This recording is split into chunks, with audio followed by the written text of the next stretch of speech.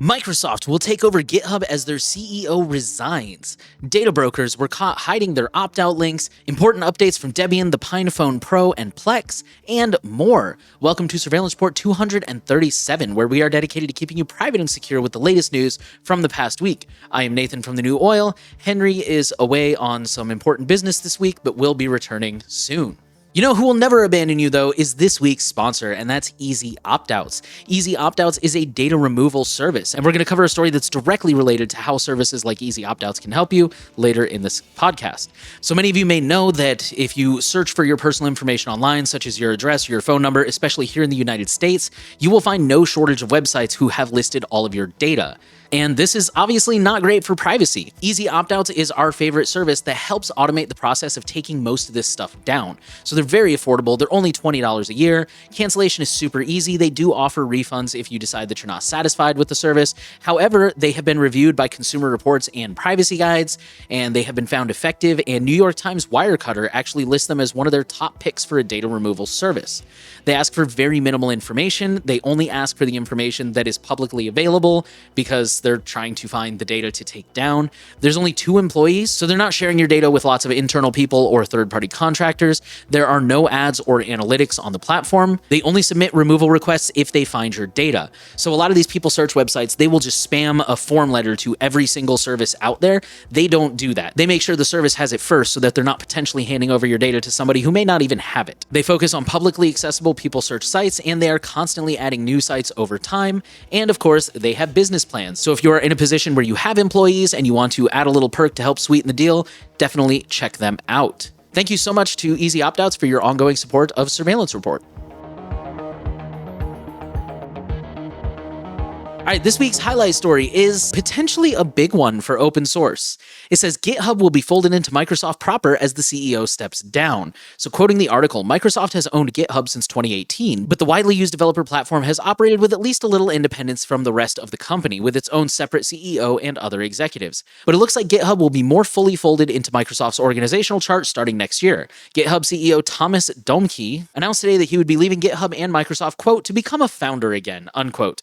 He says GitHub and its leadership team will continue its mission as part of Microsoft's core AI organization, with more details shared soon. I'll be staying through the end of 2025 to help guide the transition, and am leaving with a deep sense of pride in everything we've built as a remote-first organization spread around the world, unquote. Axios reports that Microsoft isn't directly replacing Dohmke, and GitHub's leadership team will be reporting to multiple executives in the core AI division.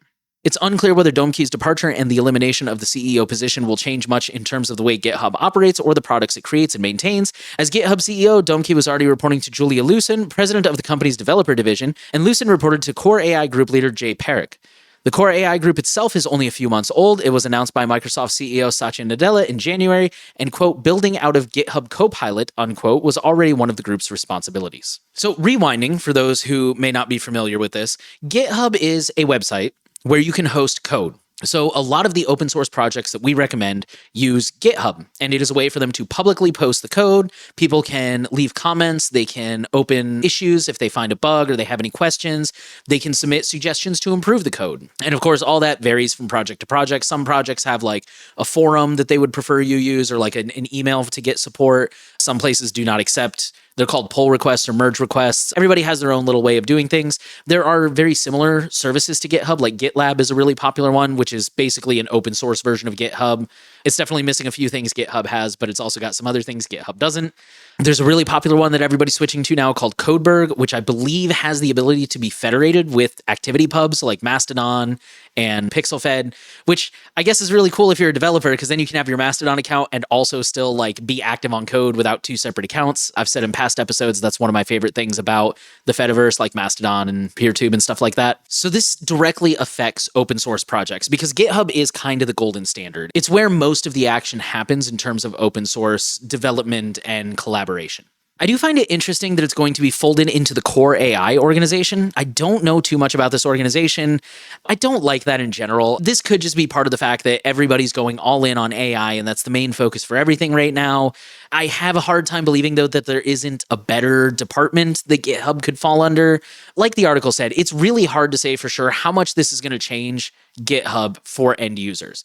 It's possible this will be one of those things where we don't really notice a lot of changes. Things just kind of continue on as business as usual. They could dramatically change things, especially since by placing it under the core AI umbrella, that tells me that they are continuing to push on their AI ambitions, they being Microsoft. Every company is really going hard with AI right now, but Microsoft especially is really pushing Copilot. And I mean, they are really pushing Copilot. Like, nobody wants Copilot, and they are determined to beat you over the head with it. We've talked about their recall disaster, which definitely check out some older episodes on that if you're not familiar with that. That's just, nobody wants recall, that's for sure. I think Microsoft is hoping to carve out a niche in code and coding AI and that kind of thing, which to their defense makes sense if they own one of the biggest repositories of code on the planet. So yeah, I would expect to see, if it doesn't already exist, I would expect to see some updated terms of service that say that they can now scrape your code and use it to train Copilot. Like I said, that's probably already in the terms of service. I really wouldn't be surprised. But in terms of day-to-day, at this time, we have no reason to believe that anything will change. But this is definitely a huge, important change, and it's something we need to keep track of. It's Microsoft kind of tightening the reins a little bit more. And yeah, the core AI group itself is pretty new. It was only announced earlier this year. So, I mean, there's definitely a lot of like wait and see, up in the air stuff. But the good news is, again, we already have a lot of alternative choices. GitLab has been around for quite a while. It's very popular. Codeberg is, again, really seeing a big growth in users. I know there are others. There's Git. There's a few others. Again, I'm not a developer, so I don't know them all. I apologize. Definitely feel free to shout your favorite out in the comments. And if you are a developer, definitely check one of those out. Maybe they won't all appeal to you, but hopefully there will be some that have whatever features you need.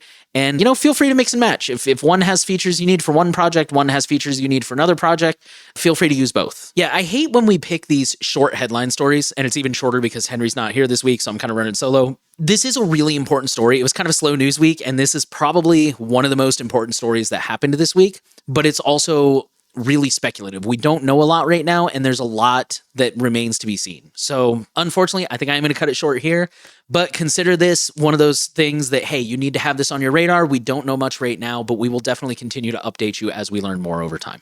In the meantime, we will move on to data breaches. First up, we have the Connex Credit Union, which had a data breach impacting 172,000 members. So Connex is one of Connecticut's largest credit unions, and they warned members that unknown attackers had stolen their personal and financial information after breaching their systems in early June. The nonprofit has yet to find evidence that the attackers gained access to affected members' funds or accounts, but it has discovered that they stole a combination of personal and financial data, including names, account numbers, debit card information, social security numbers, and government IDs. Manpower, which is one of the world's largest staffing companies, has disclosed a data breach affecting nearly 145,000 people. The attackers said that the stolen files contained databases of clients, including personal and corporate data, such as passport scans, IDs, social security numbers, addresses, contact information, test results, and other data, quote-unquote, other data. Years of corporate correspondence, financial statements, HR data analytics, as well as confidential contracts and non-disclosure agreements. Ransom Hub has since removed the Manpower entry from its dark website leak, suggesting that the company may have paid a ransom to have the data deleted. Canada's House of Commons is investigating a data breach after a cyber attack. So the lower house of Parliament of Canada has yet to issue a public statement regarding the incident, but CBC News reports that the House of Commons staff were notified of a breach on Monday via email. The alert states that the attacker exploited a recent Microsoft vulnerability to gain access to a database containing sensitive information used to manage House of Commons computers and mobile devices. During the breach, the threat actor also stole some of the employee data that isn't publicly available, such as names, job titles, office locations, and email addresses. So they mentioned that this is due to a Microsoft vulnerability, which means that this is likely part of the whole SharePoint breach that's been going on, but we can't say that with certainty. Colt Telecom attack claimed by Warlock ransomware group and data up for sale. So founded in 1992 as City of London Telecommunications, aka Colt, C-O-L-T, and acquired by Fidelity Investments in 2015, Colt is a major telecommunications service provider operating in 30 countries across Europe, Asia, and North America. The company has 70,000 kilometers of fiber networks linking 900 data centers. As of today, there is no estimation for restoring affected systems and operations. A threat actor using the alias, I'm not even going to try to pronounce that because it's a bunch of random letters, and claiming to be a member of the Warlock ransomware gang, claimed the attack and offered to sell a batch of 1 million documents allegedly stolen from Colt for $200,000. Several data samples have also been published to prove the validity of the files. According to the threat actor, the files include financial, employee, customer, and executive data, internal emails, and software development information. The article did not get much more specific than that. And last but not least, this one is a quick update to a recent story, I think from last week or definitely sometime in the last month. Cybercriminals leak Allianz Life data stolen in Salesforce attacks. Over the weekend, Shiny Hunters and other threat actors claiming overlap with the Scattered Spider and Lapsus groups created a Telegram channel called Scattered Lapsus Spider Hunters to taunt cybersecurity researchers, law enforcement, and journalists while taking credit for a string of high-profile breaches. Many of these attacks had not previously been attributed to any threat actor, including the attack on the Internet Archive, Pearson, and Coinbase. One of the attacks claimed by the actors is Alliance Life, for which they proceeded to leak the complete databases that were stolen from the company's Salesforce instances. The leaked data includes sensitive information like names, addresses, phone numbers, dates of birth, and tax identification numbers, as well as professional details like licenses, firm affiliations, product approvals, and marketing classifications. All right, with that, we've got some company news, and we're going to start with Instagram. I'm sharing this more as a signal boost, but it says Instagram rolls out a new feature that shows your location to others. How bad is it for privacy? And the answer is pretty bad, obviously. Quoting the article, this comes from AdGuard, by the way. They say Instagram has rolled out a new feature that lets your followers see your live location. The new Maps feature, which dropped on August 6th in the US and is now rolling out globally, is being marketed as a fun way to stay up to date with friends. But here's the thing, it's not just fun, it's also another step towards normalized surveillance wrapped up in a cute user interface and copywriting. According to the app, the feature is off by default, and you need to manually enable it through your settings. As for whether the feature is private or not, it's really not. Sure, it's opt-in, but the language around it is vague enough that plenty of users mistook it for the default location sharing, and even if we ignore the confusion, rolling out features like this only encourages a culture of tracking and surveillance, and normalizes snooping and chips away at what little privacy we have left online. Let's also not pretend that Instagram, aka Meta, won't use this new data to feed its ad machine. Whether it's for targeted advertising or some other monetization scheme, you can't count on them to not exploit it. As TechRadar rightly pointed out, Instagram setup makes it easier for people to find and follow you, especially if you're not paying close attention to who you follow back. So there's more details there in the article. All right, let's move on to some Google news. So first up, this one is really technical, but bear with me. So the headline says Android's PKVM hypervisor earns SESIP, I'm assuming, level 5 security certification. So the PKVM is the hypervisor underpinning the Android virtualization framework, providing an isolated, high-assurance environment for executing critical workloads. These include Google's AI models like Gemini Nano for local personal data processing, biometric authentication such as face and fingerprint, DRM content handling, and firmware-level security. Level 5 in SESIP, which is Security Evaluation Standard for IoT Platforms, is the highest assurance tier in the system developed by TrustCB. The Level 5 certification comes at a timely moment for consumers, with AI processing moving locally onto their phones rather than in the cloud, which increases the risk of personal data exposure. Smartphones are gradually turning into vaults, holding a detailed profile of users' lives, so compromising them isn't only about stealing account credentials and credit cards anymore. PKVM in this certification is specifically addressing the threat model of increasingly valuable processing on device. And that comes from the VP of Engineering for Android Security and Privacy. He said highly personalized data is information that is synthesized to create a helpful, tailored experience for an individual, going beyond basic information. It's not so much the type of data, but the increased ROI for an attacker that comes from having a single centralized trove of data that is attractive to attackers. The article says, while the Level 5 certification itself doesn't mean much to the average Android user, the takeaway is that PKVM, which powers on-device security features, is much harder to hack even by knowledgeable threat actors. This next one I'm going to keep really brief. It says Google Gemini will now learn from your chats unless you tell it not to. We've covered this in the past. The short version is that it is now officially rolling out. And there are some minor changes, so I'm going to go ahead and read this, but I'm going to kind of blow through it pretty quick because we have covered this recently. Today, Google is announcing several big changes to how its AI adapts to you, giving it the ability to remember more details about your chats for improved answers. If that's a concern, Google also has a new temporary chat option that won't affect the way Gemini thinks about you. You might recall several months back when Google added a personalization option to the Gemini model selector. The mode leaned on your Google search history to customize responses, a feature that did not seem to appeal to many Gemini users. Google later dropped that mode, but a new attempt at customization is now rolling out. Gemini is getting an option called Personal Context. When enabled, the chatbot will remember details about your past conversations, adapting its replies without being specifically prompted. Temporary chats also began rolling out today and will expand to all users over the coming weeks. This feature will be accessible via a dedicated button next to the new chat option in the Gemini app. Google says anything you type in temporary interaction won't be used in Personal Context, even if that setting is enabled. Google labels these as one-off chats, but they're not quite that temporary. They'll be retained on Google servers for 72 hours, so you can refer back to them and expand on the conversation if you want. The article says even if you only occasionally use Gemini, you'll want to pay attention to the new personalization push.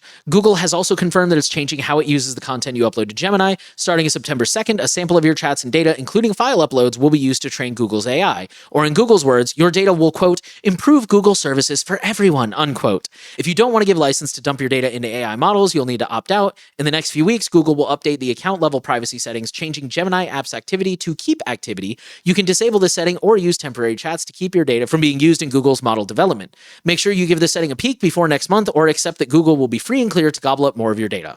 And I do believe the article has specific instructions on which steps to follow, so definitely check that out. Okay, this story is a little bit long, but I feel like it was really important stuff, and this is really important stuff that we need to talk about. The headline says, students have been called to the office and even arrested for AI surveillance false alarms. The article starts off. This is how it starts. Leslie Mathis knows what her daughter said was wrong, but she never expected the 13-year-old girl would get arrested for it. The teenage girl made an offensive joke while chatting online with her classmates, triggering the school's surveillance software. Before the morning was even over, the Tennessee 8th grader was under arrest. She was interrogated, strip-searched, and spent the night in a jail cell, her mother says. Earlier in the day, her friends had teased the teen about her tanned complexion and called her Mexican, even though she's not. When a friend asked what she was planning for Thursday, she wrote, quote, "On Thursdays, we kill all the Mexicos." Unquote. Mathis said the comments were wrong and stupid, but context showed they were not a threat. Mathis said of her daughter's arrest, quote, "It made me feel like, is this the America we live in? And it was this stupid technology that is just going through picking up random words and not looking at context." Unquote. Surveillance systems in American schools increasingly monitor everything students write on school accounts and devices. Thousands of school districts across the country use software like Gaggle and Lightspeed Alert to track kids' online activities, looking for signs they might hurt themselves or others. With the help of artificial intelligence, technology can dip into online conversations and immediately notify both school officials and law enforcement. Educators say the technology has saved lives, but critics warn it can criminalize children for careless words. The 13-year-old girl was arrested August 2023 and had been using texting with friends on a chat function tied to her school email at the middle school, which uses Gaggle to monitor students' accounts. Taken to jail, the teen was interrogated and strip-searched, and her parents weren't allowed to talk to her until the next day, according to a lawsuit they filed against the school system. She didn't know why her parents weren't there.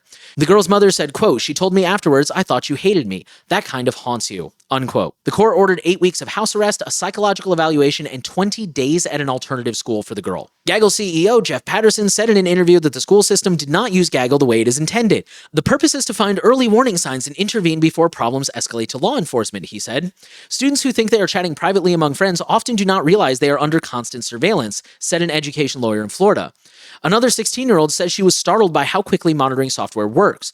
In West Palm Beach, where she attends school, last year piloted Lightspeed Alert, a surveillance program. Interviewing a teacher for her school newspaper, the student discovered 2 students once typed something threatening about that teacher on a school computer, then deleted it. Lightspeed picked it up, and they were, quote, taken away like 5 minutes later. The chief staff for Lightspeed Systems, Amy Bennett, said that the software helps understaffed schools, quote, be proactive rather than punitive, unquote, by identifying early warning signs of bullying, self-harm, violence, or abuse. The technology can also involve law enforcement in response to mental health crises. In Florida's Polk County schools, a district of more than 100,000 students, the school safety program receives nearly 500 Gaggle alerts over 4 years. This led to 72 involuntary hospitalization cases under the Baker Act, a state law that allows authorities to require mental health evaluations for people against their will if they pose a risk to themselves or others. An attorney with the Southern Poverty Law Center said, quote, "A really high number of children who experience involuntary examination remember it as a very traumatic and damaging experience, not something that helps them with their mental health care," unquote. Information that could allow schools to assess the software's effectiveness, such as the rate of false alerts, is closely held by technology companies and unavailable publicly unless schools track the data themselves. Gaggle alerted more than 1,200 incidents to the Lawrence, Kansas school district in a recent 10-month period, but almost 2/3 of those alerts were deemed by school officials to be non-issues, including over 200 false alarms from student homework, according to the Associated Press analysis of data received via a public records request. Students in one photography class were called to the principal's office over concerns Gaggle had detected nudity. The photos had been automatically deleted from the students' Google Drives, but students who had backups of the flagged images on their own devices showed it was a false alarm. District officials said they later adjusted the software settings to reduce false alerts. One student who graduated in 2024 said she was flagged for editing a friend's college essay because it had the words mental health. She was among a group of student journalists and artists at the high school who filed a lawsuit against the school systems last week, alleging Gaggle subjected them to unconstitutional surveillance. School officials have said they take concerns about Gaggle seriously, but they also say the technology has detected dozens of imminent threats of suicide or violence. Sometimes you have to look at the trade for the greater good, said Board of Education member Ann Costello in a July 2024 board meeting. Okay, with that, we'll go into research, and we only have one story this week. Security flaw in a car maker's web portal let one hacker remotely unlock cars from anywhere. So a security researcher said that flaws in a car maker's online dealership portal exposed the private information and vehicle data of all its customers, and it could have allowed hackers to remotely break into any of its customers' vehicles. The researcher said he doesn't plan on naming the vendor, but said it was a widely known automaker with several popular sub-brands.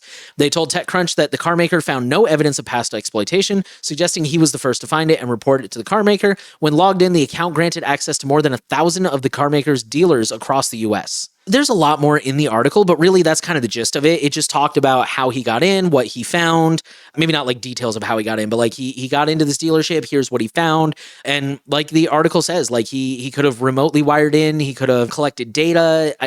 I don't know if he could have like fully taken control of the vehicle, but he could have like, he could have done little things like turn the car on and off, unlock doors, that kind of stuff. Now we're going to go into politics, and this is one of the other big stories from the week. We caught companies making it harder to delete your personal data online. So this comes from the markup. They said data brokers are required by California law to provide ways for consumers to request their data be deleted. But good luck finding them. More than 30 of the companies which collect and sell consumers' personal information hid their deletion instructions from Google, according to a review by the markup of hundreds of broker websites.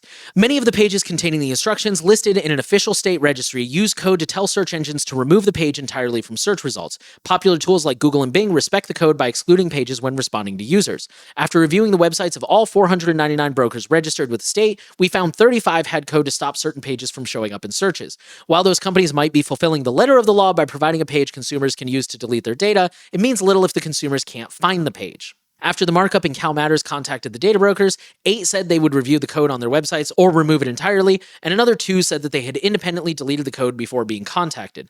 The markup confirmed 9 of 10 companies removed the code. 2 companies said they added the code intentionally to avoid spam at the recommendation of experts and would not change it. The other 24 didn't respond to a request for comment. However, 3 removed the code after the markup contacted them. After publication, 1 company that did not previously respond said it had removed the code. Most of the companies that did respond said they were unaware the code was on their pages. 5 of the pages listed in the California registry not only aren't indexed for search, but don't exist. For example, a company called BrightCheck, which offers, quote, AI-driven identity verification, unquote, lists a privacy instructions page on the California registry. But when the markup visited the page in late July, we found a notice that the page no longer exists. The page was there on March 18th when the markup first scanned the site, and the Wayback Machine has an archive of the page from February 14th. BrightCheck didn't respond to a request for comment. In the past, other companies have been criticized for hiding important web pages from the search engines. In 2019, ProPublica revealed how a company behind tax filing service TurboTax added code to effectively hide an option for users to file their taxes for free. A 2021 report from the Wall Street Journal found that hospitals were hiding prices they were required to post under federal transparency rules. And on that note, data brokers face new pressure for hiding opt-out pages from Google. So United States Senator Maggie Hassan is pressing major data brokers after an investigation by the markup found at least 35 firms hid opt-out information from search results, making it harder for people to take control of their own data and safeguard their privacy online. Hassan, the top Democrat on the Joint Economic Committee, put 5 of the top firms, IQVIA Digital, Comscore, Telesign Corporation, Sixth Sense Insight, and FinDem on notice Wednesday, demanding that each explain why code on their sites appears designed to frustrate deletion requests, unquote. Yeah, so just to like really drive it home, we're talking about code where like if you went to Spokio and for some reason you were having a hard time finding their opt-out page and you just got frustrated and you went to a search engine and you're like, Spokio opt-out, it was hidden. It wouldn't show up on Google. Quick note, what I've done in the past when I'm frustrated and I can't find an opt-out page, I go to the privacy policy and then I control F for opt-out. And if that doesn't show anything, I control F for remove. Because 99% of the time, one of those two will turn up, like to opt out, click here, or to request we remove your data, click here. Request is also another one that you could control F for. So you're welcome. Life pro tip. Last political story, very important one. Thank you to the viewer who sent this in. This is really important. There's a website called fightchatcontrol.eu, and this is designed to help you find and contact your EU representatives to urge them to vote against chat control. It shows all the countries in the EU, whether they're for it, against it, undecided, why they're for it, against it, or undecided, how many representatives they have in the EU.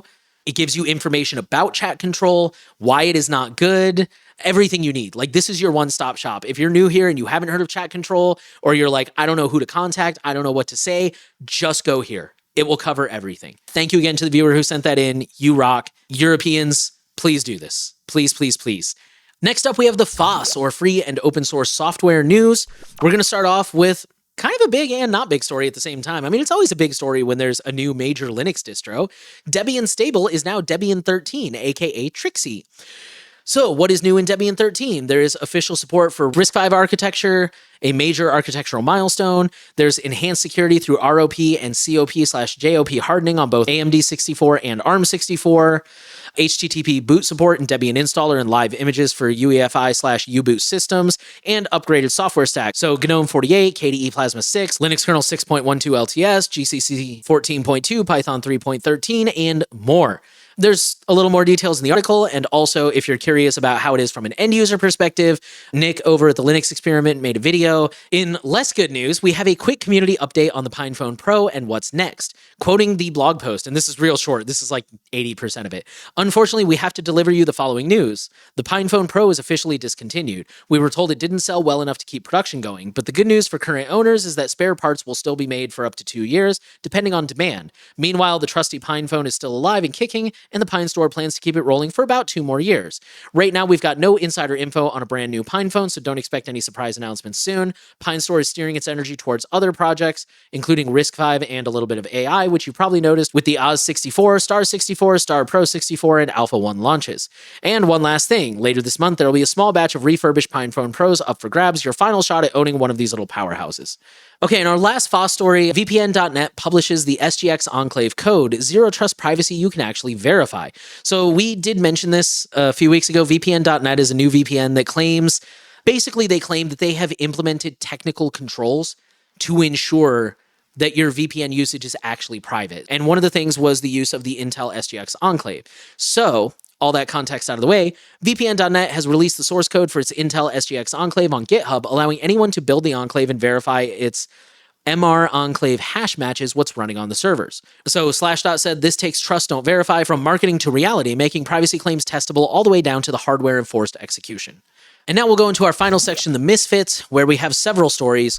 First up, pro-Russian hackers blamed for water dam sabotage in Norway. The Norwegian Police Security Service, or PST, says that pro-Russian hackers took control of critical operations systems at a dam and opened outflow valves. At the Arendalsuka Annual National Forum in the city of Arendal, the head of the PST spoke about the incident, saying that it was less of an attempt to cause damage than a display of what the hackers can do. Quote, they don't necessarily aim to cause destruction, but to show what they are capable of. The purpose of these kinds of actions is to exert influence and create fear or unrest in the population, unquote. They also noted that Russia has become more dangerous. This one is another signal boost. They're actually all signal boosts now that I'm looking at them. But Plex users are urged to update their media server after a security flaw was exposed. Quoting the article, according to an email Plex sent to affected customers, versions 1.41.7 through 1.42.0, the newly released build 1.42.1.11.10060 or later contains the fix. Plex says the flaw was found through its bug bounty program, but sadly it has not publicly shared details about how severe the issue is or whether it could be exploited remotely. They aren't saying whether this vulnerability could be used to run code on a server or gain unauthorized access, but its urgency in contacting users directly suggests it's not something to ignore. If your Plex instance is exposed to the internet for remote streaming, the risk could be even greater. Updating is straightforward. You can do it through your server's management page or by downloading the installer from Plex's official site. If you self-host, it's also a good moment to review your setup, disable outside access if you don't need it, and check your logs for anything suspicious. And last signal boost, Windows 11 23H2 Home and Pro reach end of support in November. So again, signal boost, but you should be keeping your stuff updated anyways, so this shouldn't apply to you guys, right? Definitely did not see a ton of you guys leaving comments about how you're still on Android 9 because you want to avoid the AI garbage. So that's all we had this week. Microsoft is taking over GitHub as their CEO resigns, and we will keep you updated as we learn more about what that's actually going to look like for end users and our data and open source and all that. Data brokers were caught hiding their opt-out links. What a surprise that data brokers are shady. Important updates from Debian, the Pinephone Pro, and Plex, and more. As a reminder, if you don't want to deal with data broker opt-out pages, you can pay someone to do it for you, and that's where EasyOptOuts comes in. They are a data removal service that will go find these data broker websites. They already know where all the links are, they know how to contact them, they know how to opt out, and they will only do it if they find your data. So they are very affordable at only $20 a year. Cancellation is easy. They offer refunds if you're not satisfied with the service, but Consumer Reports and Privacy Guides both did research, both found they were pretty effective, almost as good as doing it yourself. Obligatory reminder, you can always do it yourself, but for a lot of people, that's a huge amount of time, and it's just not realistic, and you can always use it as part of a defense in depth. You can use it just to get all the easy, low-hanging fruit, and then you can go get the rest of it, anything that they miss by yourself. They are also recommended by New York Times Wirecutter as one of their top picks for a data removal service. They ask for minimal information. You do not have to give them any information that isn't already publicly available. Again, they're just trying to find the sites that have your data.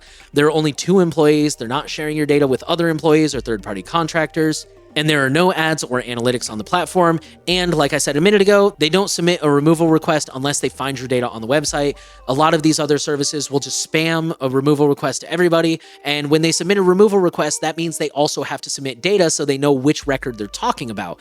And that means that if a company didn't have your data before, they sure do now. So they do removals the way a person would, where they go find your data and request to be taken down. And they are constantly adding new sites as they are made aware of them.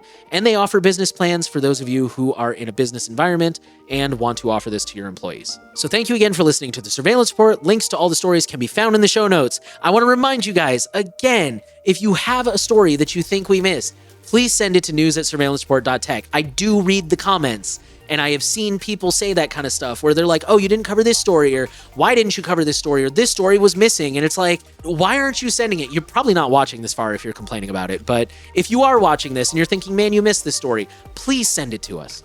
The final thing we want to ask you, please share the podcast around if you think that we're doing good work, if you think this is important, if you wish more people knew about this stuff, if you want more of your friends and family to stay updated on this kind of stuff. Send them the podcast. Make sure that you're subscribed so you never miss an episode. Give us a rating if you're listening on a platform that offers ratings. We're trying to reach as many people as possible, and every little thing you do helps us do that because we do not pay for any sort of advertising or marketing. So thank you again for listening, and Henry should be back next week.